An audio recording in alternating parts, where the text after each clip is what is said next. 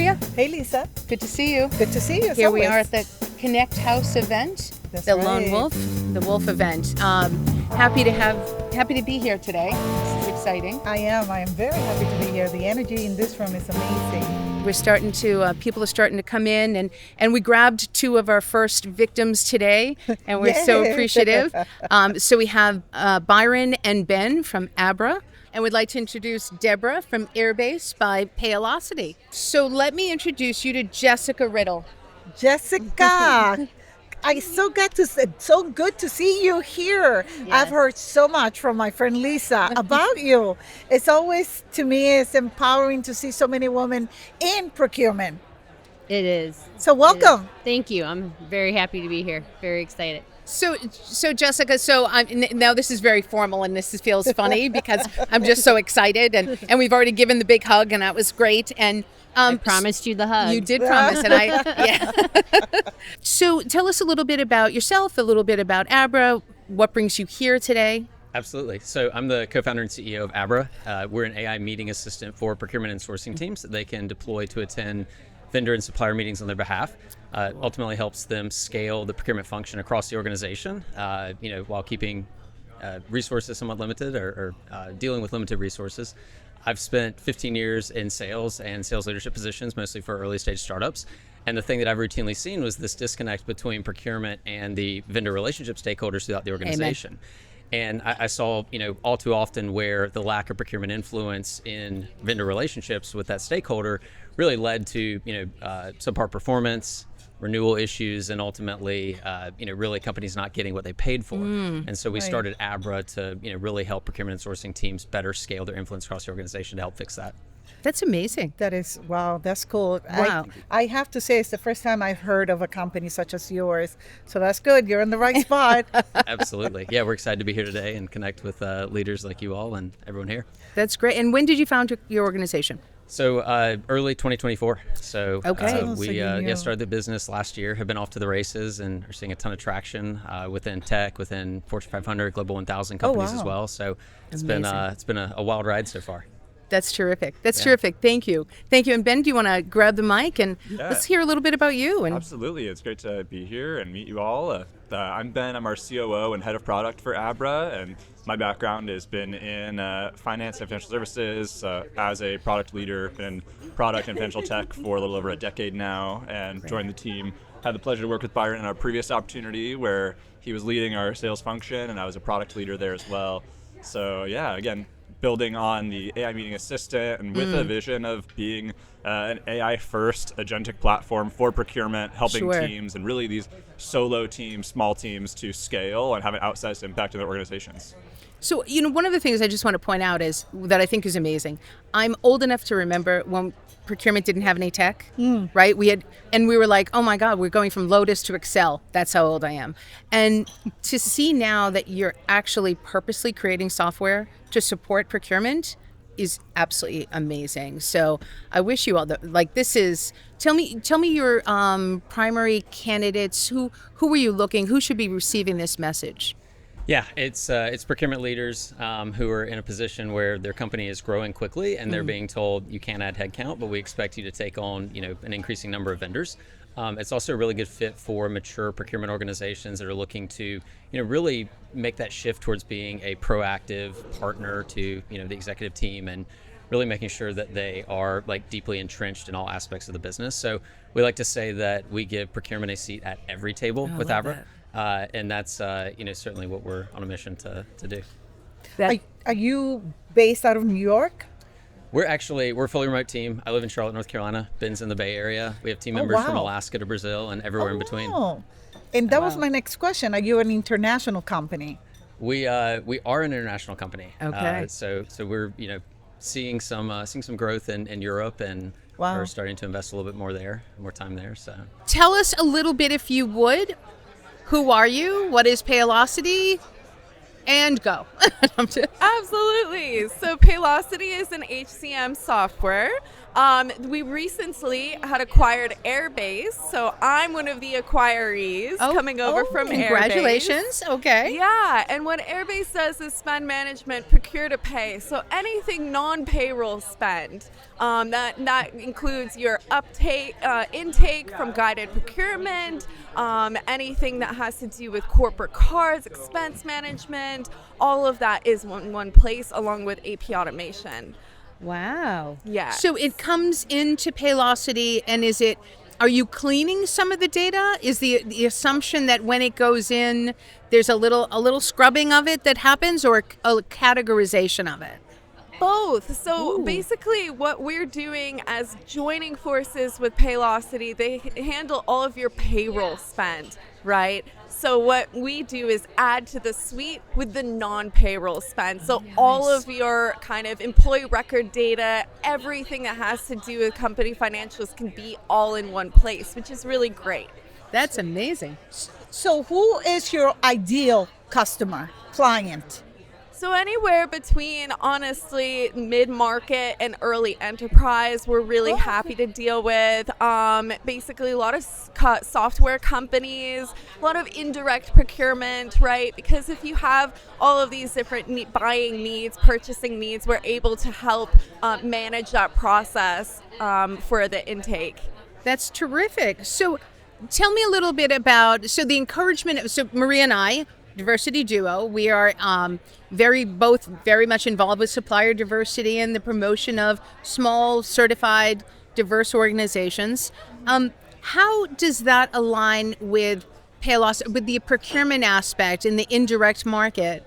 How does that simplify the process? Amazing. So normally, let's say if you're a lone wolf procurement persona, right? You're here and people are emailing you, slacking you, asking, all right, I want to buy, I want to buy a license for Salesforce, right? And I'm trying to understand, okay, who do I need to get this approved with? What's the budget going to look like?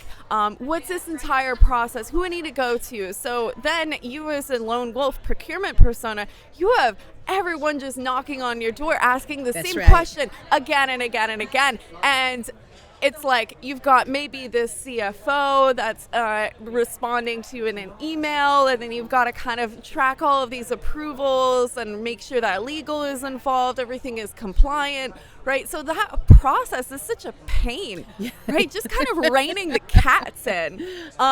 So what we help to do is streamline that approval workflow, make sure that you have that audit trail, everything is in one place. Oh, wonderful. So then you understand, okay, here are our software subscriptions, here are our approved vendors, we do OFAC checks, we do all of this tax compliance checks for our customers Very too, neat. and make Okay. sure that we take security very seriously, right? So a lot of it is AI automated, that entire process. So you're cutting a lot of the manual work out, but you're also making sure that everybody has the visibility and compliance all in one place. Do you want to tell us a little bit about how you got involved? Yeah, so it was all by chance for me. So just a little bit of background, like I've not always been in procurement. So went to school, got my bachelor's in English, thought I was going to do something down that road. Was in the financial industry for about 10 years, decided I didn't want to be a stockbroker. That wasn't my cup of tea. So I kind of started all over, became an administrative assistant at a company, kind of worked my way up, went in sales operations. Then I went into marketing, and I liked it a lot, so much that when I got my MBA, I got my specialization in digital marketing. Oh, neat. And so that was about 2016 I had started that degree, and our company was going through a lot of changes, and basically we had a bunch of layoffs, and our department was next, and there's this IT procurement job. And I said, I have no experience, but I'm going to try to save my coworkers and my own job. I ended up getting the position, was there for almost 2 years through COVID, and then they outsourced the whole IT department to India. So then I'm like, now what do? I tried to go back into marketing. I had graduated with my MBA at that point, but nobody wanted a digital marketer that didn't have experience. I kept getting procurement interviews. So I'm like, I'm going to stick with it. So I was laid off for about 2 months, brought me to a company that had not had ACRT services, vegetation management, utility. They had never had a procurement function, so they hired me in as an analyst and quickly realized that they needed to, to build that function, so I became a procurement manager. So I was doing that, setting up this brand new procurement department. People have been there for 20 years. Wow. So the change was huge. Yes. But then on the side, we had all these in the utility industry. You have it written in your contracts for the supplier diversity. So sales was taking care of all this, and they're like, we know nothing. So I said, we had this consultant actually who was kind of dangling the carrot at us, and I said, listen, I'm pretty confident I can do this and save us some money along the way, just because we weren't getting what we needed out of that relationship. So I started our supplier diversity program, which I fell in love with. The first conference I went to, in procurement too, I will say, the people don't hold stuff close to their chest. They want to share with everybody. And I think that's what really, I went there and you have these big companies and they're like, hey, I've started this from scratch. Here's my business card. Let me help you out. And just the community was huge for me. So I did that, went to the NMSDC conference at the end of October 23, came back a week later, and 300 jobs were eliminated, and one of them was mine.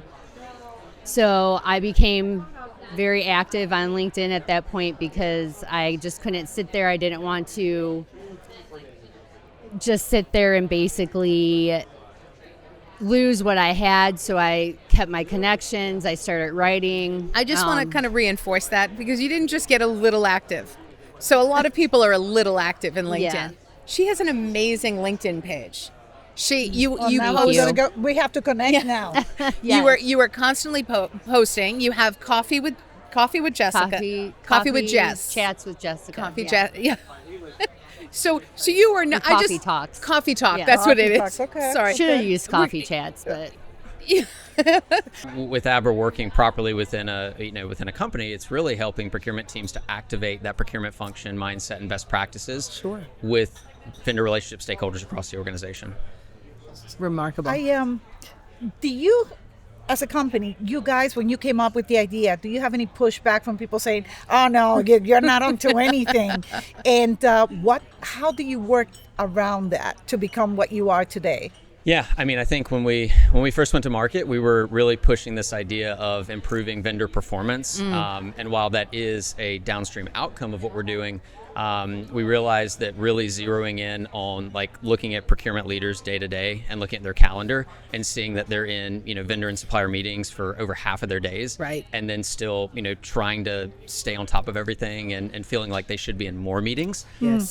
It is certainly something where we saw an opportunity to solve some real pain points for procurement teams and sourcing teams. And then, even sourcing teams, a lot of the sourcing teams we work with up front, they'll say hey, we've been tasked with trying to go upstream in the, sourcing process. Yeah. From the earliest engagements when stakeholders are just exploring what type of vendors they may want to work with. But yet we can't have someone sitting on all these calls. Right. And so, Abra then presents a really interesting way for them to start building this context and knowledge of the business case for just any sort of solution. But then, really once they actually select a vendor, it helps to, bring that into the contract and then helps them monitor the relationship on an and follow ongoing that basis. whole process all the way through. Yeah.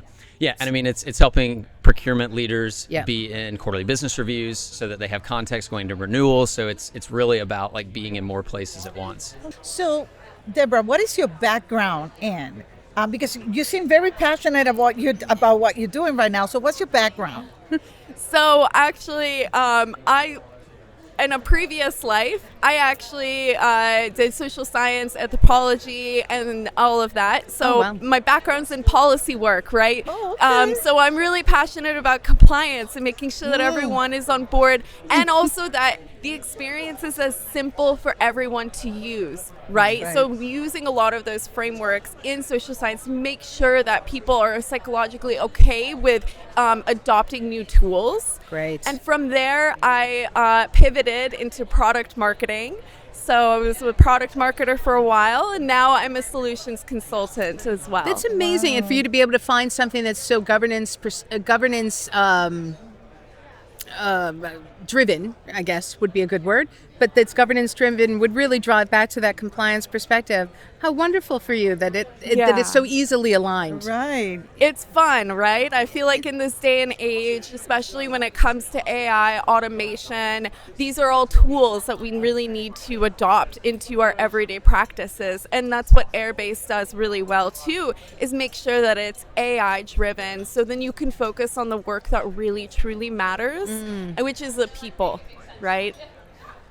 I just want to pause for 1 second. When we introduced you, we said that you were from Paylocity and that Paylocity was a sponsor. Is Airbase the sponsor? Yeah, so if you'll see, it's Airbase Airbase by by Paylocity. So I'm just going to reintroduce you again, and then let's go back right into this. So Deborah, this is an exciting time for Airbase and Paylocity, right? After the acquisition, we'd love to hear a little bit about how's the implementation going and how's the connection of those two products. It's going really well.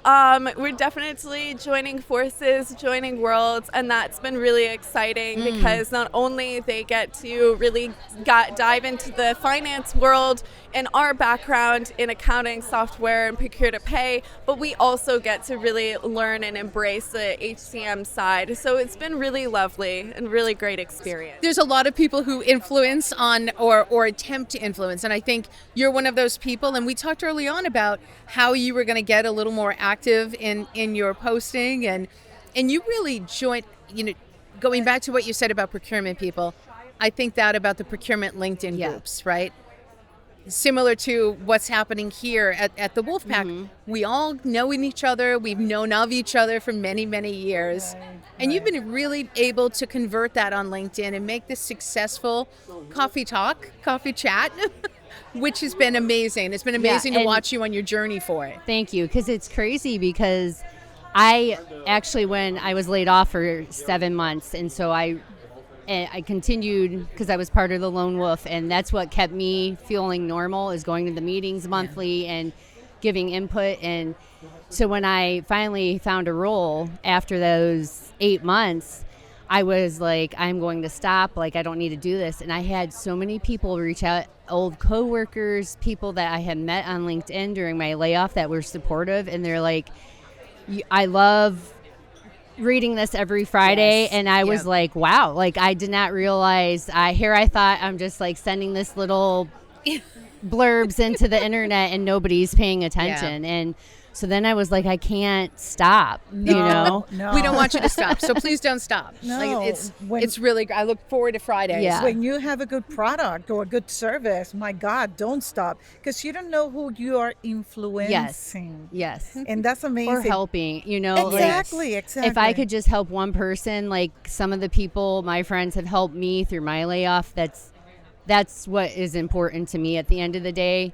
because you get really low when, I mean, this market was incredibly hard, and I know it still is, It definitely is. Sure is. Yeah. But again, back to that procurement community and influence. And Yeah. there's a lot of, I'm going to say people within our groups that are constantly sharing some of those, the new opportunities that are put out there. And your words of wisdom every week are just, thank you. They're appreciated. Yeah. Innovation, how do you approach innovation from a perspective of seeking suppliers to add improvement to workflow?